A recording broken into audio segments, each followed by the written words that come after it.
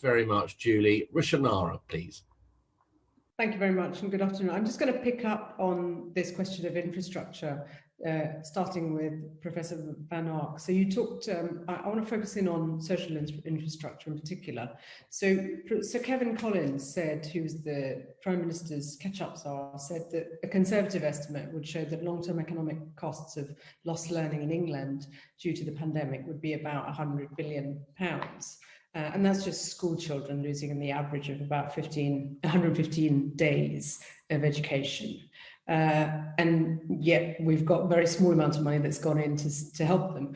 And so if we look across society, there are other areas like that, NHS you mentioned earlier, and we can see from this pandemic just the dramatic impact that the pandemic has had on the economy, because and then the pressures on the NHS. So we've talked quite a lot, and on various inquiries we've talked about the productivity puzzle, and the tendency has been on the supply side. But before I go on to what the demand side explanations might be, could you talk us through, each of you, what your assessment is of what the additional hit is going to be medium to long term on productivity because of the consequences of the pandemic, and what we've learned about the interconnection between the social infrastructure and the pressures on that and the economic infrastructure?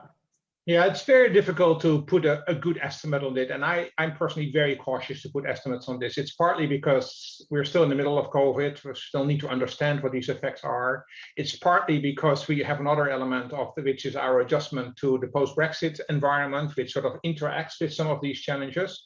And then, as we discussed earlier, a lot of this infrastructure, particularly social infrastructure, is likely only to play out in the longer term. In other words, if you already have pockets of weakness in your social infrastructure, it is likely to get worse because of the pandemic. But if you're in a relatively good place, it's likely you will get out of it much faster. So how that is playing out, I think, is a big issue. My main concern is that it will accelerate the inequality and the K-shaped recovery rather than that it will reduce it. And I think the key question in infrastructure really is what to do about this. I think you're right that we need to obviously start with trying to catch up the loss in education and do that very quickly, because I think every month lost in this respect is going to be having significant costs down the road, and maybe down the road we will not even recognize it, because then kids have grown up and are in the 20s, and we probably have forgotten about the fact that this problem actually occurred in 2020 and 21 when they were losing reading skills, reading abilities, and numeracy skills, etc. So that's obviously where we need to start. We also need to start to think differently about our healthcare and NHS system and make sure that we improve access. One of the good things, the silver linings of the crisis, we did a study on this by Diane Coyle in our institute from Cambridge University that looked at the impacts of the pandemic on technological change in the NHS. And as much as the sector was challenged, it was actually amazing to see how under the crisis, the sector actually has made a jump in terms of technology applications. Again, we need to make sure that these kind of technology applications will continue to be applied coming out of the crisis, and we're not falling back in sort of bureaucratic kind of arrangements that will take away the incentive to drive these kind of technology improvements through. So I think education, healthcare, housing are key areas of social infrastructure that will be needed in order to alleviate the impacts of the pandemic in the longer term. Dr. Valero. Yeah, I would agree with those points. I would say that it's very hard to try, even if you wanted to size the impact longer term on productivity, it's very hard because of Brexit and net zero, which is a massive transition, and then also because of all the policies that are going to be put in place. So really the impact longer term will depend on the policy frameworks around levelling up, the investments that are announced, and the investment in catch-up. So it's so endogenous and kind of interrelated with many things. But in the work we've been doing at the LSC, working with colleagues at Grantham Research Institute, we've really emphasised that these 5 types of capital, which we've discussed, knowledge capital, infrastructure, human capital, social capital, and natural capital, we need complementary investments across all of those. And social capital really is important, because if you think of the strains that we face in the UK, the divisions after the referendum, etc., the discontent, certain communities feeling left behind, if we don't actually increase that social capital and involve communities in decisions that affect them, we're not going to get support for the types of policies that are actually required in the transition to what's hopefully a stronger, more productive, more sustainable and more inclusive economy. Because it seems to me that a lot of changes are required if we want to get there. We can't just leave things as they are, given the scale of the changes we're facing. Giles Wicks. Thank you. On your question, how much will this scarring cause? I agree, and I should have mentioned earlier when I was asked about scarring by the chair, I think, that the educational hit is a really significant one. I mean, it's worth reflecting on that number. If it's anywhere near true, it suggests that not only are we facing a really big long-term hit that, as Professor Van Ark pointed out, it will take a very skillful economist to pin it on, but some economists can do that. So and it would be really interesting to see. There might be a cohort effect or something that they are able to tease out one day. But it would also suggest we're underinvesting in education full stop, because the entire schools budget is something like, I don't know, 40 billion. And even if we've lost an entire half year and that's counted as nothing, we spent 20 billion. 100 billion is a really very large prize indeed to get from that. And it would suggest that the social investment that is education is something that we should be taking more seriously and having that conversation with the taxpayers as a result. In terms of the overall effect of COVID, it is incredibly hard to untangle, because in part because we're still trying to work out how much sort of transitional investment we need to adjust to a new world of semi-permanent COVID. If it becomes like a cold or mild flu in a couple of years, and we don't have to go through every establishment with new protocols and new physical infrastructure or new apps or things, it might be relatively little in terms of a deadweight investment cost to adjust to it. I would say, I mean, not wishing to make a political point, I still think Brexit is a more significant issue, because the more I look at the productivity figures for individual sectors or companies, access to a really large market is just so important. If that same fixed cost to set up your company and produce what you do, if you can sell it across a country the size of the United States, you're going to be more productive for that fact only. And that's what we were all trying to replicate through the EU and the single market, plus all the advantage of having them right there next to us, competing against us. That strikes me. So that's why the 4 or 5% of GDP that Brexit might cost, I still think is going to be much more than the coronavirus crisis. And we don't reflect enough on quite what a large number that is, because that's on its own £100 billion a year too. So yes, coronavirus is really important. I'm slightly nervous about that 100 billion figure, but it's a really significant signal that we are investing in education. But Brexit probably is going to be the bigger long-term one that the economists in 10, 15 years are arguing about. So the picture for productivity and growth looks very bleak if you add on Brexit, which, and of course on this committee we've had evidence from the Governor of the Bank of England about the medium to longer term hit, as you pointed out, even though they pointed to the fact that the short-term effect of the pandemic has been graver in the last year. You add that, plus the climate challenge and a bunch of others that Dr. Valero and Professor Van Ark were talking about, it looks very bleak. So what are the things, and whenever we had debates about productivity and addressing the productivity puzzle, it's been pretty miserable anyway.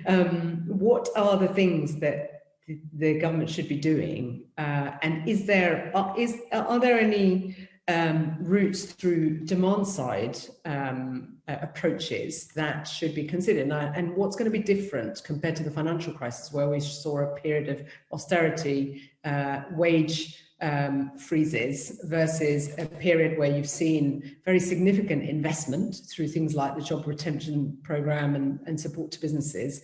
How different do you expect the outcomes to be, given those quite different responses, and should there be more around demand stimulation? I mean, I will answer very briefly in that I think you've highlighted the one thing that is even bigger than the Brexit thing that I mentioned, that if the demand pathway that we're now on compared to the one we were expecting in 2008 is 18-20% off the pathway before. Now, depending on how much you see the previous pathway is unsustainable and some supply side factors, or sectors like the financial sector that were just growing like they couldn't, still, if some of that is to do with demand being run too slowly and people's incentives to invest being hit and general low animal spirits and all of the negative feedback that can come from that, then that might be a really significant difference. I mean, to put the other side briefly, somebody will at some point say, but inflation. the inflation signal through several of those years was sending the signal that the economy was near its limit. I think it's a bad signal as a result, that we all knew that there were underused resources in the economy and it could have been pushed harder. What's changed, you ask? I mean, partly what's changed is the political environment of which all of you are part, the president in the United States most significantly, but a general reflection that the worst mistake to make is to actually undershoot for too long. And that makes a really big difference. Some people will say, oh, and interest rates have fallen a little bit more. I mean, that's true, but we thought interest rates were really low in 2010-11. I was astonished when the 10-year gilt went below 2%. At that point, debt becomes so affordable. 2%, 1% is, you know, it's not very much at all. So, but the political atmosphere around it has changed too. I would say that it's worth listening to the people like Jason Furman in the United States who are concerned that we're forgetting just what an inflationary moment can be like and how it can be unleashed. But in the 70s, when we last really suffered from this, we didn't have a central bank that was independent and fully understood that. And that's a really important institutional change that ought to feel like the guide rails that enable us to be moving more in the direction at which I think you're hinting. Yeah. So I think it's very important. Sorry, go ahead. No, I was just saying, so to sum up, you wouldn't say that we're anywhere near a point where we should be shying away from stimulating demand. I don't. Inflationary pressures, which indeed has come up in this committee, where some colleagues have raised, understandably, concerns around that. Not personally, no. If that mistake is made that way, we know how to deal with that mistake, whereas we took a long-term time to learn how to deal with the other mistake. I'm going to ask you a cheeky question. So what was the austerity response after the financial crisis and austerity, rather than trying to stimulate demand? Would you say, with the benefit of hindsight, could we have had a slightly different approach, or more than slightly different approach? I'll try and restrict myself to a sort of 2 or 3 tweet reply, because I really want Professor Van Ark and Dr. Valerio's opinion too. I think the second turn towards austerity in 2013 was definitely a mistake. The announcement of a fiscal surplus, I thought that was an appalling mistake, and also it was going to leave public sector underfunded in ways that was really obvious. The first one, it was necessary to make it clear that there was a challenge to be addressed at some point.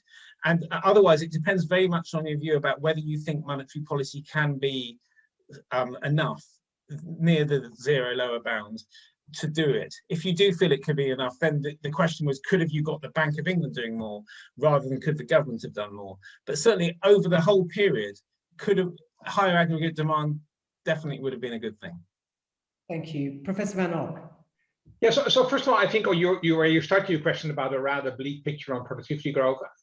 I just want to be cautious. It really depends on your time frame. So I as I made also my written evidence, I mean, timing, thinking about the time period is really important. Short term, actually, we'll be positively surprised. It's likely we'll get some pro-cyclical productivity uptick. Demand will get released. There's a lot of unused savings. People will start spending it.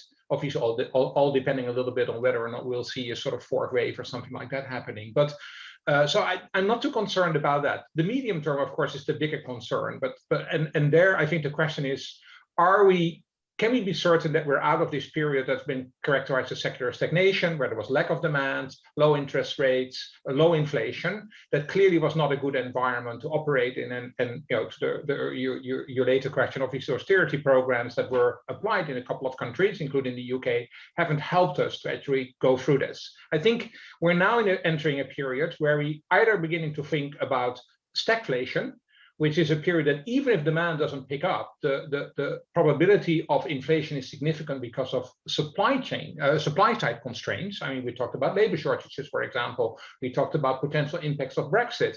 There are other reasons to think that we could actually see significant constraints on the supply side and not just on the demand side. I think that's important to keep in mind. Stagflation is a real scenario. Or the third scenario, which is, of course, where we want to go, and that is a scenario in which demand grows, in which technology really comes to fruition, in which investment will begin to accelerate. And there are a couple of elements here where policymakers can intervene. One is try to reduce these effects of the K-shaped recovery, because the more we can actually get this lower lack of decay pick up as well, it will help the demand side of the economy enormously. So that is one policy area that we talked about. And then, of course, there is the difficult balance in terms of interest rates and inflation. My personal opinion is that an increase in interest rates is not necessarily going to be a problem. One of the big issues of low interest rates has been a significant misallocation of capital across economies and within economies. So we've seen capital plenty available, but not really spent in very productive ways in the right places.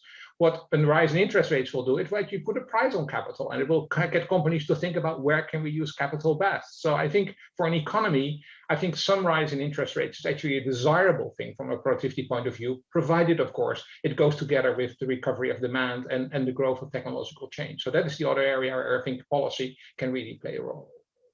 Thank you. Dr. Valero, very quickly, if you want to add anything. I would just say it's easy to feel like things are pessimistic, and even pre-COVID, there was a feeling that you could be pessimistic, but I think at the same time, there is so much that can be done. And to be honest, many of us were arguing for it back in following the financial crisis, in the sense that growing out of a crisis through productive investment in all the things we know we have to invest in the UK, because there's chronic underinvestment, whether it's fixed capital formation, R&D, skills, we know that there's long-standing gaps. So with those investments in a low interest rate environment, it's actually possible to achieve growth at a faster pace than, interest payments and worries about public budgets overall.